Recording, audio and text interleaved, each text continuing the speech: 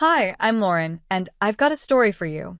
I'm 35, and until recently, I worked as a cosmetologist at a fancy clinic downtown. It wasn't a bad job, decent pay, nice clients, and I got to help people feel good about themselves. But I always had a bigger dream of running my own business. Now, let me introduce you to the other person in this story, my husband, well, ex-husband now, but we'll get to that part later. Let's call him Adam. Adam is 4 years older than me and used to work as a manager at a big construction company. We'd been married for 5 years and lived in my apartment. Babe, opening your own place is the way to go, Adam would say, relaxing on the couch with a beer in his hand. You'd be the boss, set your own hours. It's the dream, right? I'd nod, feeling excited inside. Yeah, you're right, but it's going to take a lot of work and money to get there, I'd reply. Adam would just wave it off like it was nothing. Don't worry about that. We'll figure it out. I'll support us while you get it started. You just focus on being a great business owner. So, I started saving. Every extra penny I had went straight into my business fund. No more fancy dinners, no new clothes, nothing. I was on a mission. Geez, Lauren, you don't have to be so strict, Adam would say when I refused to order takeout for the fourth time in a week. Every dollar counts, Adam, I'd tell him, heating up leftovers. We agreed on this, remember? He'd grumble, but eventually nod. Yeah, you're right. It'll be worth it in the end. I should probably mention that Adam had been married before. He told me he left his apartment to his ex-wife after their divorce. They had been together for 6 years, and that's about all I knew. Anytime I tried to ask more, he'd get quiet. Months went by, and I finally felt ready to go for it. I quit my job at the clinic, got my license, found the perfect little space, and started renovating. Every day was filled with decisions: what equipment to buy, how to decorate. Finally, after what seemed like forever, I was ready to open. I worked nonstop 14 days, 2 weeks, from early morning until late at night. I barely saw Adam during those first few weeks. When I got home, he was already asleep. When I left in the morning, he was still snoring. Then one day, while I was in the middle of giving a facial, my phone started buzzing like crazy. At first, I ignored it. I'm a professional after all. But the phone wouldn't stop buzzing, and I started to worry. What if something had happened to Adam? As soon as my client left, I checked my phone. There were 10 missed calls from my mother-in-law, Amy. My stomach dropped. Amy never called unless it was something serious. I called her back, my heart racing. Amy, is everything okay? Lauren, thank goodness, she said, her voice shaky. I've been trying to reach Adam all day. There's some kind of scandal at his work and I can't get through to him. I'm really worried. It felt like a bucket of cold water had been thrown over me. Scandal? What scandal? I didn't know anything about it. Adam hadn't said a word. I don't know anything about a scandal, Amy, I said. There was a long pause on the other end of the line. Oh, she finally replied. I see. Well, if you hear from him, please ask him to call me. That night, I stayed up waiting for Adam. He finally came home around midnight, smelling like beer. Where have you been? I asked, trying to stay calm. Your mom's been trying to reach you all day. She said something about a scandal at work. Adam froze for a moment, then sighed heavily. He sank onto the couch without looking at me. I guess I should have told you sooner, he muttered. I quit my job about a month ago. It felt like I'd been punched in the gut. A month? You've been unemployed for a month and you didn't tell me? What happened? I got into a fight with my boss, Adam said, bitterness in his voice. He was being a jerk and I just couldn't take it anymore. My pride wouldn't let me stay. I took a deep breath, trying to make sense of what he was saying. Here I was, working myself to the bone, and Adam had been at home all this time. Why didn't you look for another job? I asked. Adam looked at me, his eyes filled with guilt. I think I'm burned out, Lauren. I need a break. Maybe I should see a psychologist or something. I just can't jump into another job right now. Part of me wanted to scream at him. We had a plan. He was supposed to support us while I got my business off the ground. But seeing him sitting there, looking so defeated, I couldn't bring myself to yell. Okay, I said after a long pause. We'll figure this out. But no more secrets, Adam. We're a team, remember? He nodded, relief washing over his face. I'm sorry, Lauren. "I promise no more secrets," he said. Little did I know that was just the first of many promises he'd break. The next few weeks were tough. I started picking up extra shifts at my old clinic, working mornings at my own office and afternoons at the clinic. It was exhausting, but I didn't have a choice. We had bills to pay, and I still had a loan to repay for the office. Adam spent most of his time at home, supposedly looking for jobs online, but mostly playing video games. I tried to be supportive, reminding myself that mental health is important. But as the weeks turned into months, I started to wonder if he was even trying at all. Then finally, a glimmer of hope. One day, Adam came home grinning from ear to ear. "I got a job," he announced. I was so relieved I could have cried. That night, we celebrated with a bottle of wine, toasting to new beginnings. For a moment, it felt like everything was going to be okay. But Adam's new job only lasted a month.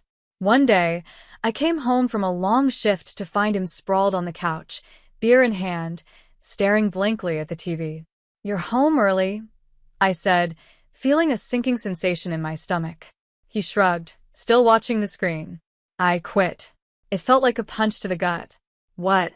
Why?" Adam muttered. "The boss was a jerk, wanted me to be a robot, all about discipline and following orders. Screw that." I took a deep breath, trying to stay calm. "Adam, we talked about this. We can't afford for you to keep quitting jobs." He finally looked at me, his eyes cold. "So, I'm supposed to be miserable? I thought you'd be more understanding, Lauren." I bit my tongue, not wanting to start a fight, but inside, I was boiling. Understanding? I was working myself to the bone while he sat around drinking beer and playing video games. The next 8 months were a blur of work, stress, and mounting frustration. I'd come home to find Adam exactly where I'd left him, surrounded by empty beer cans and takeout containers. "Any luck with the job search?" I'd ask, trying to keep the desperation out of my voice. "Nothing good out there," he'd reply, waving his hand like it didn't matter. "I'm looking for something interesting, with good pay, but not too demanding." I wanted to scream. Who didn't want a job like that? But those jobs don't just fall into your lap, you have to work for them. Then one night after a long day, I came home to find Adam actually up and about. He had this strange, excited look in his eyes. "Lauren, I've been thinking," he said, pulling me down onto the couch. "We should have a baby." I stared at him, sure I'd misheard. "What?" "Yeah, think about it," he said, grinning. "I could be a stay-at-home dad," Adam said. "You'd go to work, and I'd take care of the baby. It's perfect." I couldn't believe what I was hearing. "Adam, you've never even washed a dish in this apartment. How are you going to take care of a baby?" His face fell. "What, you don't think I could do it?" "It's not that," I said, trying to be gentle. "It's just that taking care of a baby is a lot of work, and we're not exactly in a good financial spot right now." "You're being cruel," he said in a low voice. "You don't understand my problems." I let out a bitter laugh. "Your problems, Adam? I'm working 14 days, 2 weeks. I'm exhausted, and you want to add a baby to all this?" He stormed off, slamming the bedroom door behind him. I sat on the couch with my head in my hands, wondering how we had gotten to this point. It all started with the video games. At first, I didn't think much of it. Everyone needs a hobby, right? But then I noticed our joint bank account was losing money fast. "Adam," I said one evening, trying to stay calm, "did you buy another game? And did you upgrade your computer?" He didn't even look away from the screen. "Yeah, so what? It's our money, isn't it?" I took a deep breath. "We're supposed to be saving, remember? For our future." He paused the game and turned to me, acting all innocent. "Babe, it's an investment in my leisure time, Don't worry, I'll pay it all back when I get a job." That was the last straw. The next day, I closed our joint account and stopped giving Adam any more money. If he wanted to act like a child, fine, but I wasn't going to be his personal ATM anymore. I thought that would solve things. Boy, was I wrong. The fight started almost right away. Adam would stomp around the apartment, slamming doors and muttering under his breath. "You don't respect me," he'd yell. "You're trying to control me." I try to stay calm. "Adam, I'm just trying to keep us afloat. We can't keep spending money we don't have." He stormed off again, leaving me standing in the kitchen, wondering how we ended up like this. Days went by, and Adam didn't lift a finger around the apartment. Dishes piled up in the sink, laundry overflowed from the hamper, and takeout containers were scattered everywhere. I was working myself to the bone, and he couldn't even be bothered to vacuum. Then came the day that changed everything. I got home early from work, my head pounding with a migraine. As I approached our apartment door, I heard Adam's voice coming through the open window. "Yeah, Mom, I need a new suit for this great new job," he was saying. "Could you lend me some money? I'll pay you back as soon as I get my first paycheck." I froze, my hand on the doorknob. New job? What new job? I burst into the apartment, startling Adam so much he dropped his phone. "What new job, Adam?" I demanded. He stammered, trying to come up with a lie, but I had caught him red-handed. "You are going to take money from your parents for a job that doesn't even exist?" I was shaking with anger. "I was going to tell you," he mumbled. "Tell me what? That you're a liar? That you'd rather take money from your parents than get up and find a real job?" What followed was a huge fight. We yelled, we cried, and said things we couldn't take back. In the end, Adam grabbed a bag and stormed out, saying he was going to stay with his parents for a while. As the door slammed behind him, I sank to the floor, my head in my hands. I had my own business. I was driven. I was successful, yet here I was, married to a man who seemed determined to drag us both down. The days after Adam left were strange. I kept expecting him to come back, full of apologies and promises to do better. But as one day turned into one, then two, and then a week, there was nothing. No calls, no texts, not even a lousy email. Part of me was relieved. The apartment was peaceful, no more walking on eggshells, no more cleaning up after a grown man who acted like a teenager. But another part of me was worried. What if something had happened to him? Just when I was thinking about calling his parents, my phone rang. Adam's name flashed on the screen. I answered, my heart pounding. "Adam, where are you? Are you okay?" His voice was cheerful. "Hey, babe. Guess where I am? Miami. Can you believe it? Mom always wanted to come here, so we decided to make it a family trip. It's amazing." It felt like a punch to the gut. Miami? While I had been here, worrying about him. "What do you mean, we decided?" I asked, my voice tight. "When did you decide this?" "Oh, it was kind of a last-minute thing," he said, sounding casual. "I told Mom and Dad about my great new job offer, and we thought, why not celebrate?" I gripped the phone so hard my knuckles turned white. "What job offer, Adam? We both know there isn't one." There was a pause. Then Adam's voice came back, quieter this time. "Look, what they don't know won't hurt them, right? We're having a great time. I'll find a job when we get back, I promise." "And how exactly are you paying for all this?" I asked, fearing the answer. "Oh, don't worry about that," he said, his voice brightening again. I borrowed a couple of your credit cards. But don't freak out. I'll bring you back a magnet or something, okay? Have a great weekend." And then he hung up, just like that. I stood there, staring at my phone, feeling like my entire world was falling apart. The man I had married had stolen my credit cards to fund a vacation based on a lie. Something inside me snapped. I was done. No more second chances, no more excuses. With shaking hands, I opened my banking app and blocked every one of my cards. Then I called a locksmith. "I need my locks changed," I said, my voice steady. "Today. As soon as possible." The locksmith came and went, and I was left alone in an apartment that suddenly felt too big, too empty. But I wasn't finished yet. I grabbed my phone and made one more call to a divorce lawyer. Later that day, as I sat in the lawyer's office, I felt a strange mix of emotions: sadness, anger, fear, but also relief.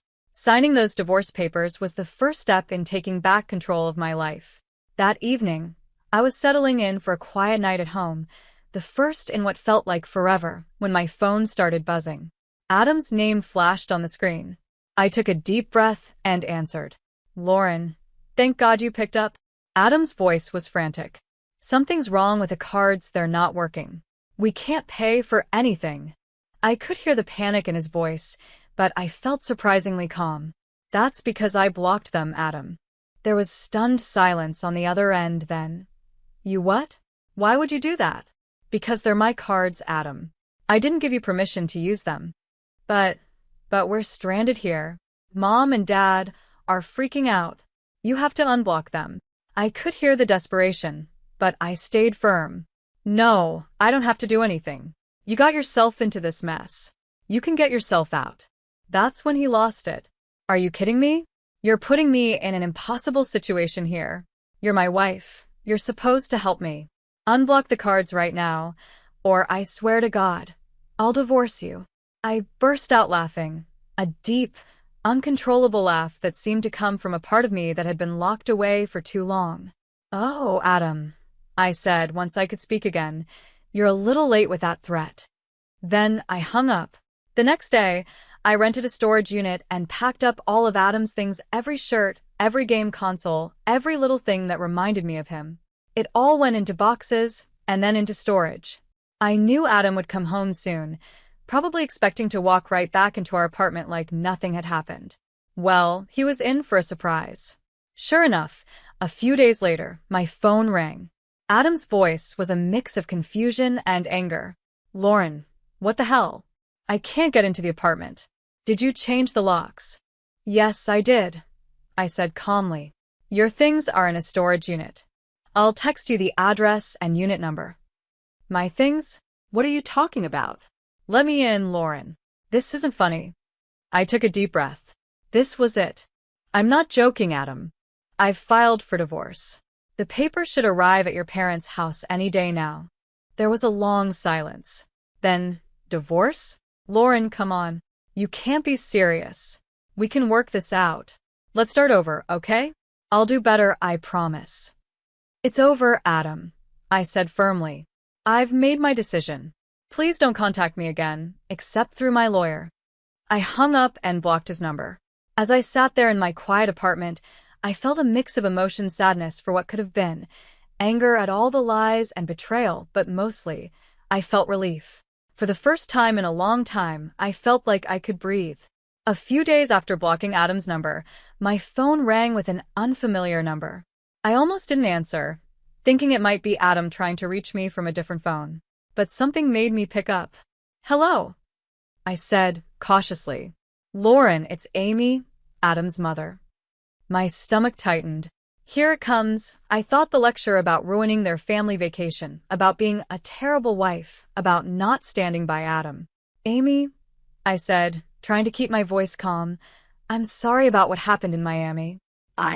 She cut me off. No, Lauren, I'm the one who should apologize. I'm so disappointed in Adam. I thought he had changed. What do you mean? I asked, curious. There was a long sigh on the other end of the line. Lauren, there's something you should know. Adam's first marriage, it didn't end because they grew apart, like he told you. His ex-wife left him because of his irresponsibility, his lying, his inability to keep a job, and his stealing. I felt like I had been hit with a wave of cold water. It felt like I'd been punched in the gut. He never told me. I know, Amy said softly. We hoped that living with you, seeing how hard-working and responsible you are, would inspire him to change, to grow up. Her voice trailed off, and I could hear the pain in it. I felt a wave of sympathy for her. She had been fooled just like I had. Amy, I'm so sorry, I said. I had no idea. No, Lauren, I'm sorry, she said, her voice firm. I'm sorry we didn't tell you the full truth from the start. I'm sorry we let you go through this, and I'm more sorry than I can express for what Adam has put you through. Tears welled up in my eyes. Thank you, I whispered.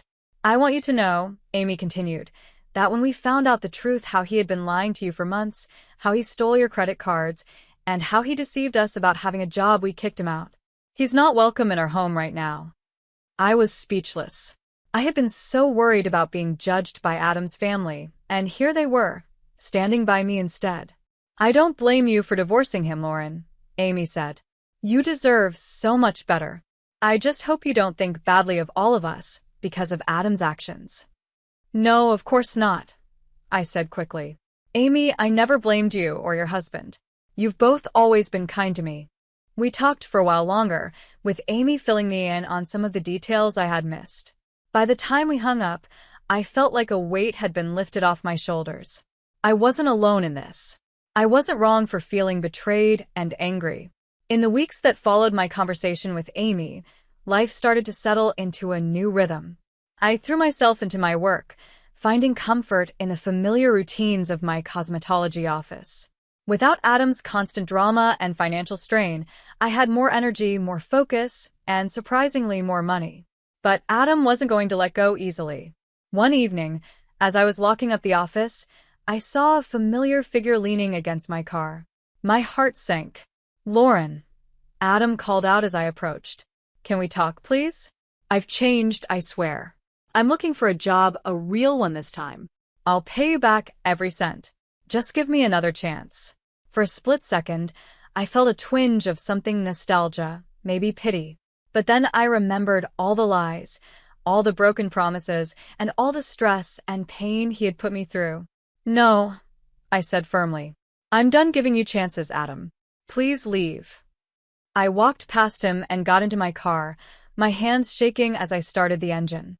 As I drove away, I saw him in my rearview mirror, standing there, looking lost.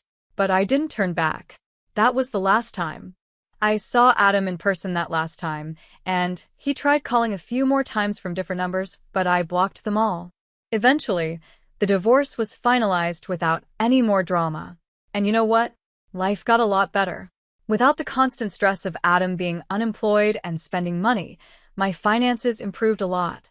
I was able to put all my energy into my cosmetology office, and it paid off. My client list grew, word spread, and soon I was busier than ever. I decided to quit my part-time job at the clinic and focus completely on my own business. It was scary at first, but it turned out to be the best decision I could have made. With the extra time and energy, I focused on marketing and expanding my services. I even hired 2 more cosmetologists to help with the workload. Suddenly, I wasn't just a cosmetologist anymore, I was a boss. The loan I had taken out to start the business was paid off ahead of schedule. The constant worry about money was gone, and for the first time in years, I felt financially secure. But it wasn't just about the money.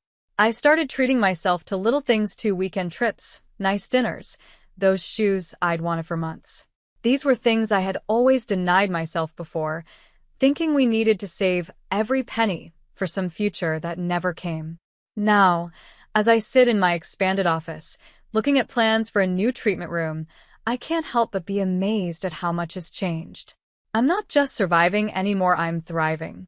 And I did it all on my own. Don't get me wrong, it wasn't always easy. There were nights when I missed having someone to come home to, someone to share my successes with. But those moments became fewer as I built a life I truly loved. Looking back, I realized that ending my marriage to Adam wasn't the end of my story. It was the beginning. It was the moment I chose myself, my dreams, and my future. And you know what? I'd make that choice again in a heartbeat.